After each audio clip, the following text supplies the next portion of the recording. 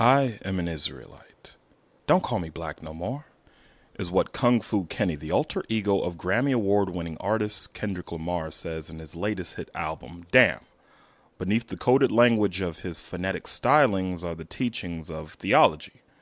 However, it's his choice of theology that's most interesting. Hebrew Israelite, to be honest. The movement is theologically diverse. Some follow the New Testament, others study only the Hebrew Bible. Israelites understand their spiritual practice not as a religion, but as an ancestral way of life to which they are returning. While affinity for the Israelites is common in broader African American religious discourse, Hebrew Israelites identify as the literal genealogical descendants of the people mentioned in the Bible. The movement's emergence can be traced to the late 19th century when former slaves had their hopes of a more just United States dashed. Hebrew Israelites point to the chapters of Deuteronomy 28, in particular a passage that describes how the biblical Israelites will be sent back in ships to Egypt for their disobedience to God as a prophetic foretelling of the enslavement of African people in the Americas. Yet if we dig as deep as the mind of a wandering child, we can find that Kendrick Lamar has aligned himself with a group that emphatically states that they're not Africans. Oh, these aren't Moors, not your Hotep indigenous to this land brothers. No, these brothers and sisters claim that they are not black, not African. So maybe Wakanda, in this new place and space, has become their battleground for their ideology. So when I hear a Hebrew Israelite will curate the African sound of Marvel's The New Black Panther, I have my skepticism. So for this African superhero movie and its soundtrack, I like to go ahead and take a line from Kendrick Lamar's second track, King's Dead. Miss me with that bullshit. You a tourist. I'm Benjamin Owakario-Nanawo. You can find me on Instagram at Cousin Benji, the content curator for thesonicbreakdown.com and the Stay Woke podcast. And I'm here delivering another episode to you, episode 4 in our 5-part series of the Wokekanda Report. And with me today is the CEO and producer of this wonderful podcast, D-Ray. So, D-Ray, let's get into it. We are talking about Kendrick Lamar, who is the content or the curator for the soundtrack for the Black Panther movie. So what are your thoughts on this? Initially, I was optimistic about this pairing of Kendrick Lamar as the curator for the Black Panther soundtrack. Just because I was basing that off of the fact that I've seen him work with different genres of music and really encompass and incorporate it very skillfully, as he did with To Pimp a Butterfly, where he incorporated jazz and funk heavily in a hip-hop manner. I thought that he did a very well job and skilled job, which won him a Grammy for it, and I think that's one of his best works. But then we came to the second single. Well, on the first single, I was giving it sort of a pass because I was like, he's trying to incorporate the masses into this world, and it's kind of like on the first track. Yeah, I thought it was like a feeder track saying bring everybody in.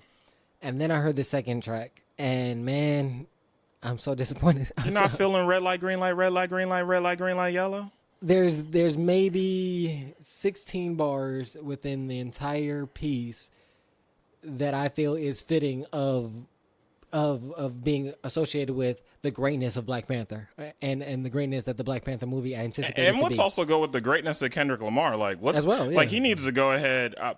I think Kendrick Lamar is an amazing hip-hop artist, an amazing storyteller. However, that doesn't make you a great producer, though. Yeah, that doesn't make you a great producer. And more importantly, if you're going to go ahead and rap, and you're going to rap about the Black Panther and, Kings, all hail Killmonger, like Killmonger is too great of a character for talking about red light, green light, yellow light.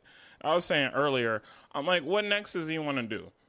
Should he just go ahead and let's just go ahead and put Justin Bieber on here for some vocals? Let's go ahead and post up Post Malone.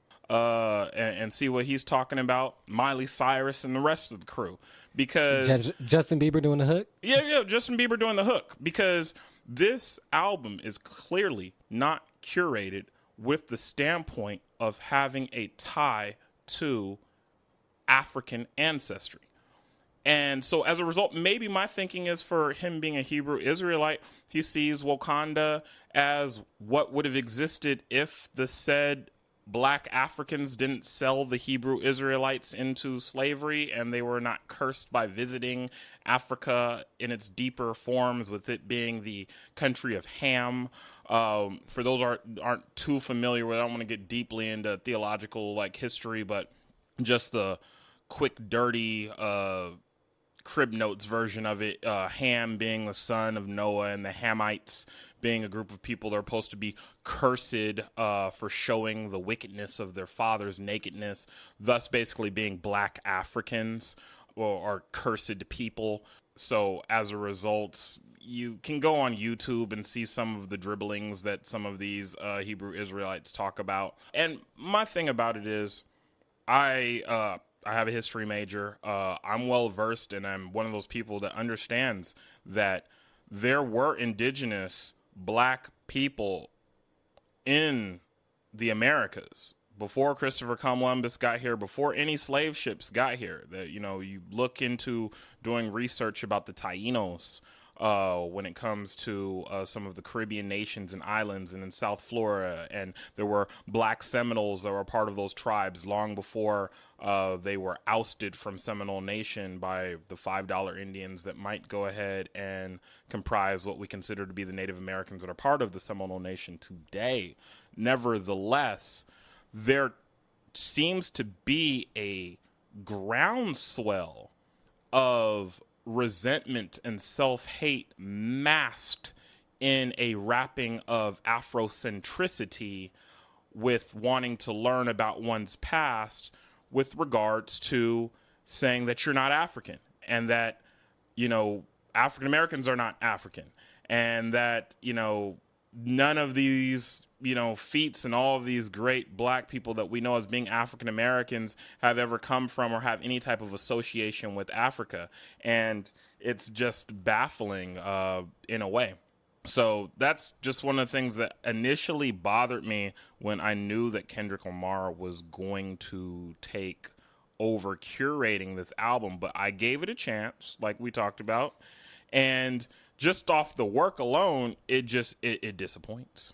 My question is, in regard to that sort of detachment from African culture, what do you think would have been the solution to that for the soundtrack for this particular project? Well, one, I hear more drums in a Dr. Dre beat than I'm hearing in the 2 tracks that Kendrick has out right now. I agree too. I definitely agree with that. Yeah. Can we get just drums alone? So let's just start from a production standpoint of understanding that we're dealing with a mythos. Although, let's be clear, Wakanda is a fictional nation.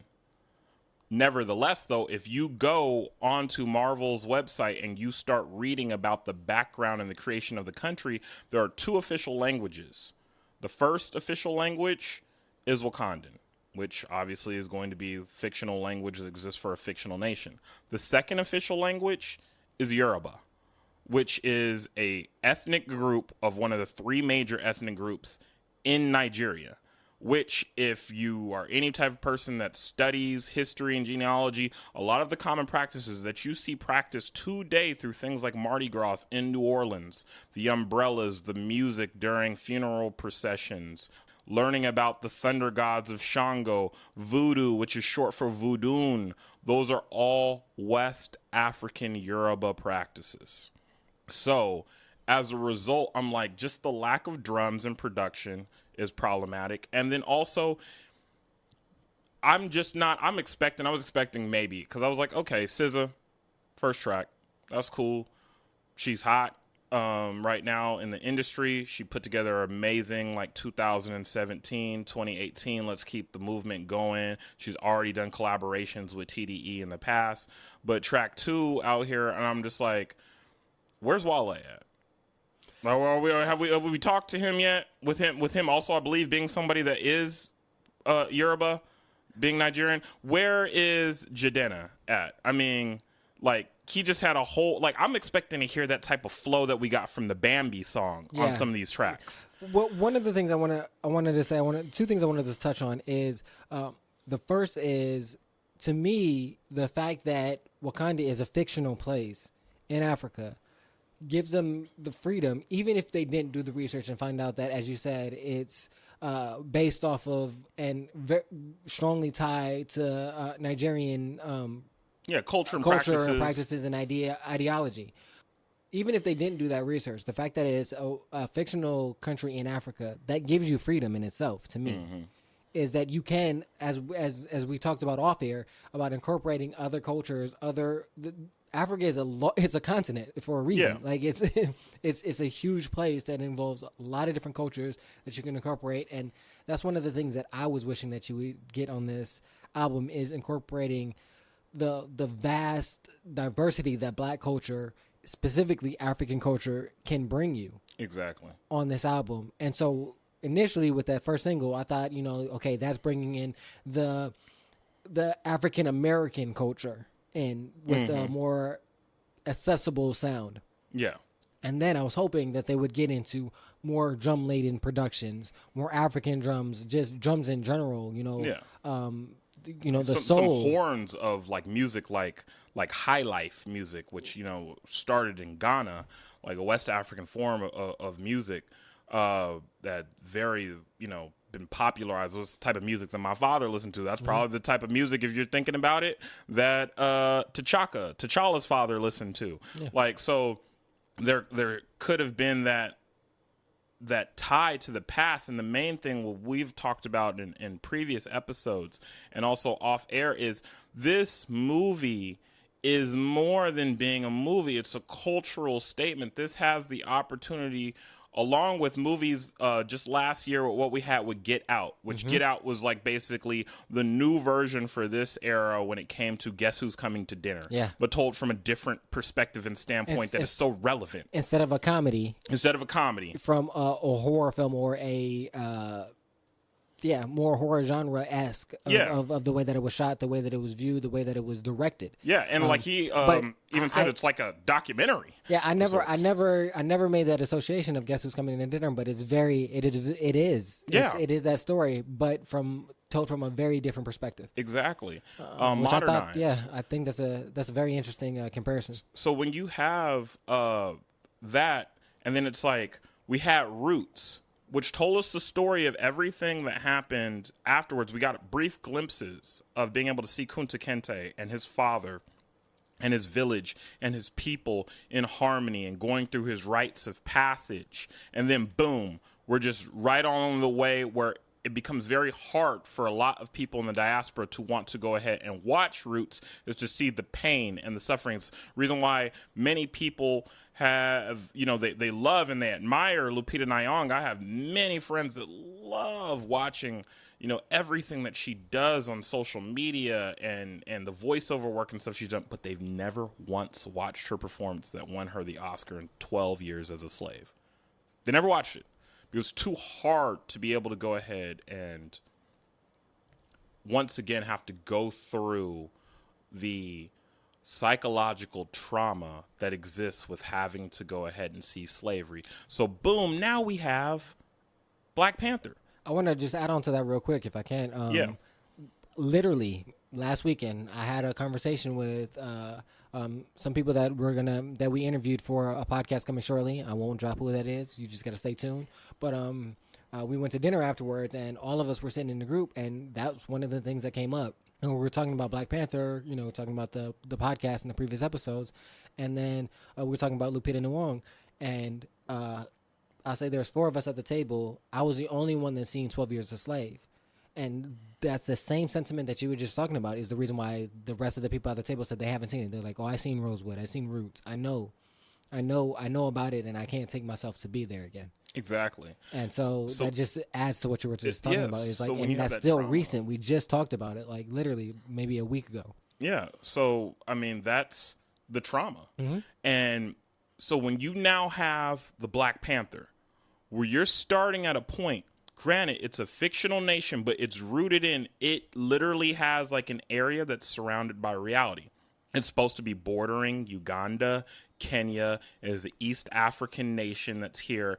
It is the glimpse into a hopeful past that could have existed for a brighter future, with it being a nation that has never once been taken over by colonial rule, ever been invaded. And now, so you have this nation, you have this ability to go ahead and link. So when it comes to the music and it comes to the soundtrack, many folks don't know this, but African American culture, there's this whole prevalence that exists between African Americans and Africans not getting along with each other.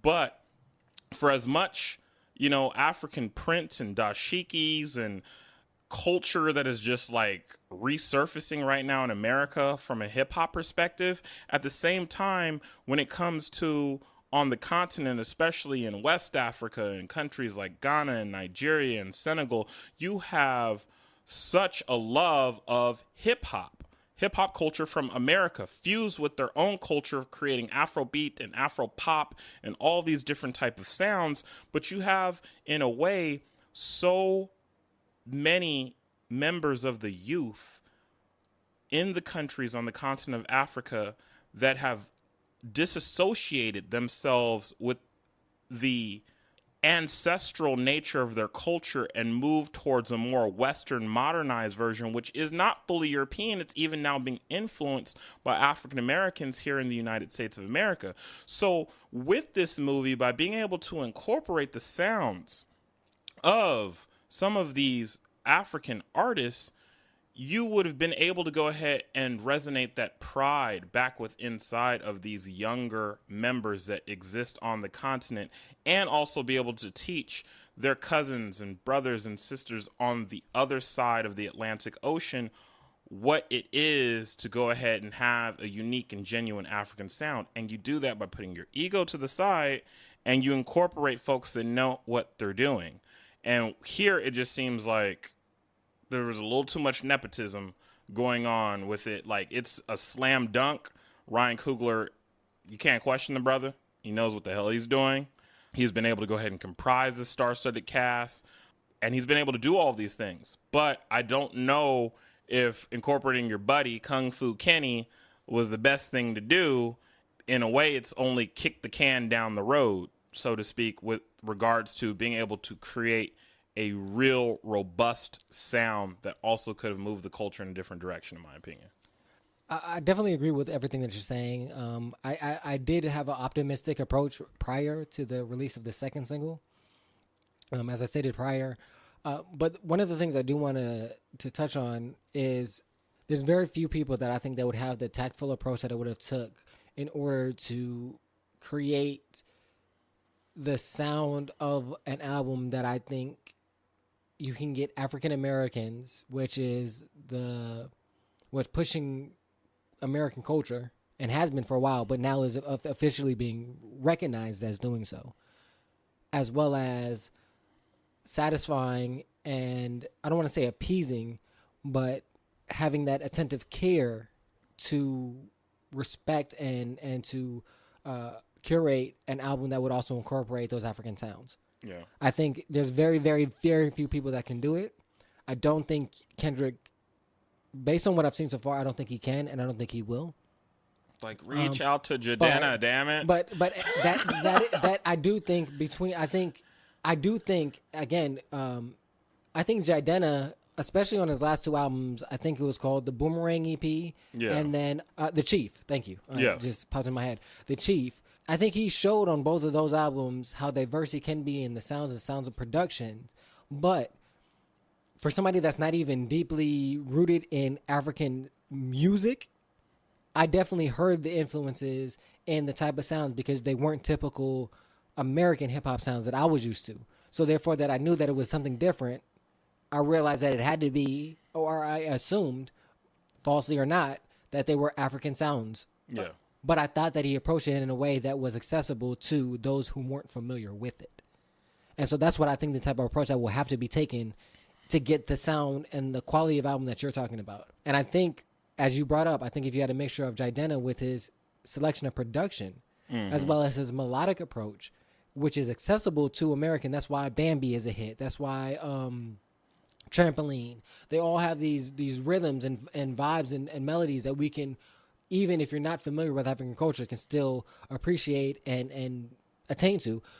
Where Wale would give that hip hop, more deeper hip hop culture lyricism, and that would have balanced it out. And the poetry too. And the poetry aspect of it, as well as he's a deep brother. So I'm not saying that Kendrick isn't. They both are, but it's a different. Wale has a more poetic approach to his rhyming patterns and his rhyming schemes and the content at which he spits.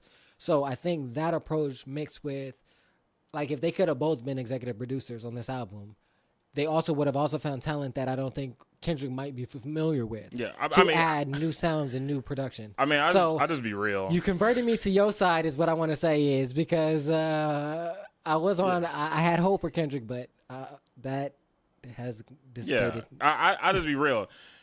Wale is like the brother that like reads, like, and and Wale can be very problematic, like, it's a well documented and stuff with just the way that his personality and stuff.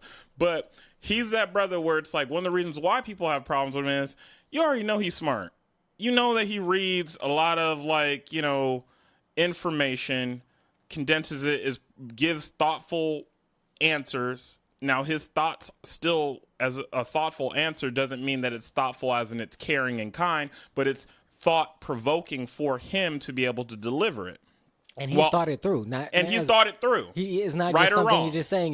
He's thought it through. This is what he chose to go with, and he's fine with it. And there's a difference between just saying things that just come to your mind and not thinking it through. He's thought it through, and sometimes it still comes off as harsh, brash, blunt, whatever you want to say. Yeah, like, while on the flip side for me, Kendrick at times and his fan base come through like the 40-year-old that finally read Invisible Man and like just starts like talking about, hey, son, let me go ahead and drop some knowledge on you real quick. I'm going to hit you with these gems. Like, bro, I read that in 8th grade. Like, what are we talking about here? Like, granted, that's nice. Like, I'm glad that you learning the information and stuff too, but it's like, you now trying to go ahead and teach me from a perspective as if like you are the complete master. Like, I mean, like coming in like it's show enough. Like, who's the master? Maybe that's where the whole like Kung Fu Kenny comes from. It's like he slowly becomes show enough. Who's the master? And that's the problem like that exists. So then who's Bruce Leroy? Oh man, Bruce Leroy is the African population, the African American population that wants to learn this, unfortunately facing Kung Fu Kenny and the Hebrew masters of the Shogun. Like, they're constantly just getting hotepped out here, just beat down, having to go ahead and bow down and kiss the hotep Adidas. That's unfortunately what's going on. Bruce Leroy is us, the consumer that was hoping for better. Oh. Maybe there's still hope that we'll get some, at the least, some more African sounding production. You know what? What we probably will get, because that's just one of these things where it's like you go on the negative, and like by the time this like episode drops, folks will be like, aha! They're gonna be all in the comment section just hating. Watch him go ahead and like bring like KRS-One on here. It's gonna be just like a Tyler Perry movie, like back in like the early like mid 2000s and stuff. You're like, whew, like, I don't know about this movie. This ain't really doing so well. Or if you remember Idlewild, where all of a sudden they was rapping in the 1920s with Outkast. And you're like, ooh, this movie is dragging. The only thing great about that movie was we first discovered who Paula Patton was. But at the end of it, just like, and I don't know if Idlewild did it first or Tyler Perry did it first, but they both discovered we can save a movie that we know black folks are going to come watch, but will be disappointed by just randomly throwing Cicely Tyson in the movie out of nowhere and having her deliver a speech. So maybe Kendrick will go ahead and save the album by bringing in the Cicely Tyson of hip hop by like dropping KRS-One like somewhere just like out of nowhere. Like KRS-One just gonna show up. He gonna have a hot 16 inside. Maybe Rakim pops up too, and all's forgiven. African Bambaataa just comes out of nowhere. I don't know. Well, now they're not going to do African Bambaataa after allegations that have been formed against him. They're going to distance. Yeah. They're going to distance themselves from that. Yeah, it won't be no Bam So, or Bada going on. Yeah, it's going to be more likely KRS-One. Yeah. What did you think about I'd say, about 16 bars before the red light, green light? Repeat them for me here. Fuck integrity, fuck your pedigree, fuck your feelings, fuck your culture, fuck your moral, fuck your family, fuck your tribe, fuck your land, fuck your children, fuck your wives. Who am I? Not your father, not your brother, not your reason, not your future, not your comfort, not your reverence, not your glory, not your heaven, not your angel, not your spirit, not your message, not your freedom, not your people, not your neighbor, not your baby, not your equal, not the title you want me under. All hell Killmonger. I think that's awesome. And actually, listening to it too, it's something that I'll say also about Kendrick Lamar. From when I go back and think about Keisha's song and some of the other tracks that he had, especially when he was coming up from his mixtape days in Section 80, he's to me like a better storyteller / poet than he is a just rapping MC, like rapper. I know, and that's interesting. Lupe said the same thing, and it's because he has, oh Lord, I'm agreeing with Lupe, and it's because he's able to modulate his voice to create a different flow at a time when flow was lost. So people really enjoyed that. He has a great cadence, a great energy on the track. You can't teach performance. If you watch battle rap. And if you're a person that understands battle rap, haven't really watched it, you watch Wild 'N Out, and you've seen Hitman, and then you've seen someone, Daylight. like Daylight. Daylight can rap. He can rap. And it's metaphors, and it's crazy, and this type of stuff all over the place. Hitman can perform. Mm-hmm. And he's a performer. As he says, I can watch how I do this, and I control the room. It's just ooh. And I feel Kendrick is a master at that. He controls the space that he spits in. And those 16 right there, from a writing standpoint, it's not nothing to write home about. It's nice cadence of whatever here and there. Word choice, word play, is in there. But for the most part, you can feel the emotion of what it is and what's being said. And that's what I thought we would get more of after I heard the first single. Like I said, I threw that as a throwaway track. Mm-hmm. I thought that's what was going to give me hope, is that I thought that he would blend African sounds like he did on To Pimp a Butterfly, take out jazz and funk, insert African sounds, specifically, of course, the African drums. Take out the lyrics about society, of the storytelling about how he feels and how he is viewed in society, and insert himself into the world of Wakanda, what it's like to be a citizen of Wakanda, telling a story of that, telling the story of what it's like to be T'Challa, telling the story of what it's like to be Killmonger, of those, as we stated in the part 2 of the Wakanda series, of the diametrically opposed philosophies of those two. Yeah. But I like it because that's where Kendrick shines, is his storytelling ability, as you mentioned. So in a way, that's where they missed out. That's what I thought that he was gonna go with, and that's why I had optimism about him, because I was like, if he can combine how he did about, like I said, with the jazz influence, take that and put the African sounds, use his storytelling and incorporate himself really into the world of Wakanda. Like I said, from the citizens' perspective, from T'Challa's perspective, from the Dora Milaje's perspective, from Killmonger's perspective, from M'Baku's perspective, from somebody coming in, like maybe Winter Soldier's perspective, all those perspectives, telling all those different stories over African sounding. I thought, to me, that would be, especially depending on the story, you already have your range of emotions. Yeah. And it seems like you recreated the soundtrack, which you guys have to listen to, probably my favorite episode in the series that we got a real treat for you. I'm not going to give it away. I'm just let you know it's kind of a little bit what D-Ray is talking about, basically recreating things. So I think that's a brilliant way to go ahead and recreate the soundtrack, because imagine having Rhapsody, as hot as she is right now, spitting the Dora Milaje and breaking down sexism within inside of the hip-hop community. Having Rhapsody and Young Ma from two different perspectives. Like you said, Rhapsody talking about the sexism, and then Young Ma coming from the perspective of a warrior. Yeah.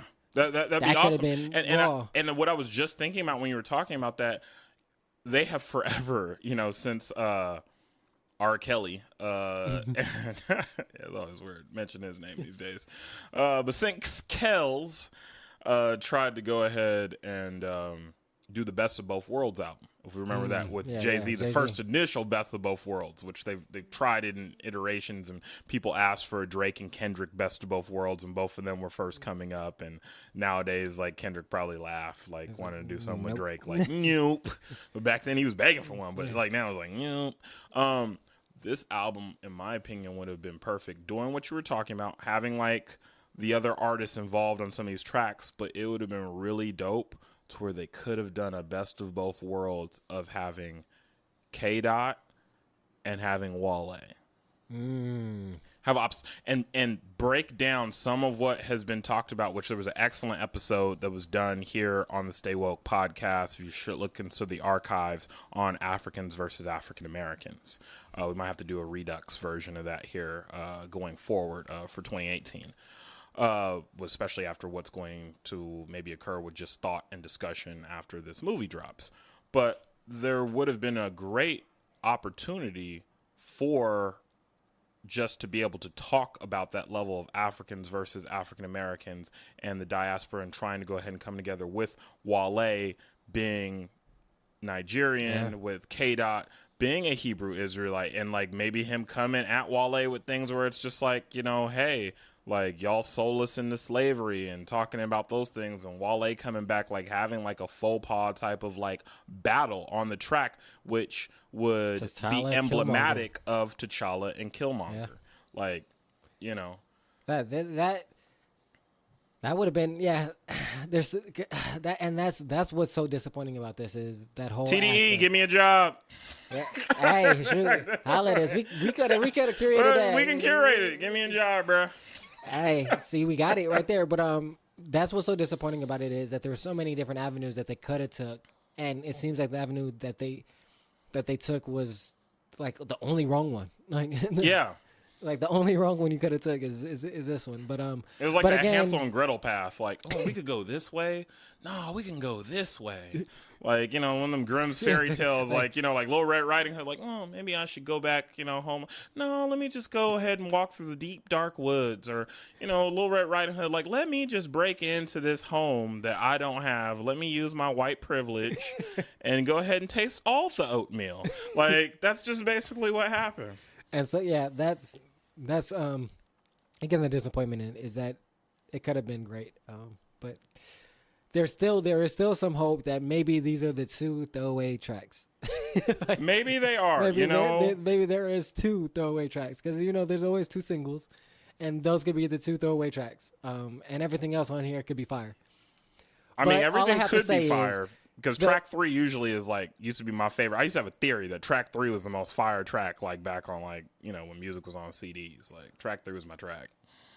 But that takes away from that hope is the fact that he had Future. But I mean, I can see the homage to 3 6 Mafia, but not for this album. Like, no, not for this. Like, not this for album. this soundtrack. Like, if we're gonna go ahead and redo another Spike Lee joint, let's save it for that, buddy. Like, let's go ahead, and when he decides to go ahead and do the right thing, the new version, let's save it for that. And I want to, for me, I want to preface that I have no ills against J-Rock. I like J-Rock as a rapper. I like his album. I thought his verse was good. I just didn't think it just didn't fit for me, this album or this soundtrack. That's all. Like, if this was just on his album, I'd been like, yeah, that's great. It's been another great episode here on the Stay Woke podcast, a part of the sonicbreakdown.com. Had a pleasure of being able to go ahead and talk to the CEO and leader of production here when it comes to our podcast and website, D-Ray. Thanks for being here. He's our just music guru, so anything that goes on with hip-hop, he's going to be able to talk about it. So had to bring him in on this episode to go ahead and talk all things the Wakandan soundtrack. So for the Wokekanda report, I want to go ahead and leave you with this. Fela Kuti, one of the greatest musicians of the world is someone that has inspired music across all walks of life. He is akin to the Bob Marley of Africa, with talking about revolution, reparations, and most importantly, love. His son, Femi Kuti, has also tried to keep that legacy alive and is a Grammy Award-winning artist. These are the type of individuals that should have been contacted in order to help Kendrick Lamar in the process of the curation of one of the most important movies in the history of the culture and what could have been one of the most important soundtracks in the history of the culture. I'll leave you with a poem from Haru. I was conceived in a land removed from this time zone. There was no BET, no MTV, no magazine named Ebony. This was the time before 5-year-old children had cellular telephones. I was conceived in a land which is the historical opposite and nemesis of Rome. If the system is Goliath, then I shall be David's one stone. I looked at them and smiled, and the Atlantic Ocean said, I've seen you before. And we were resurrected once more because we stayed true and African to the core. Whether you be African American, African, or just identify as black with inside the diaspora, we all need to go ahead and make sure that we watch Marvel's The Black Panther to discuss and move forward. This is Cousin Benji, and I'm out.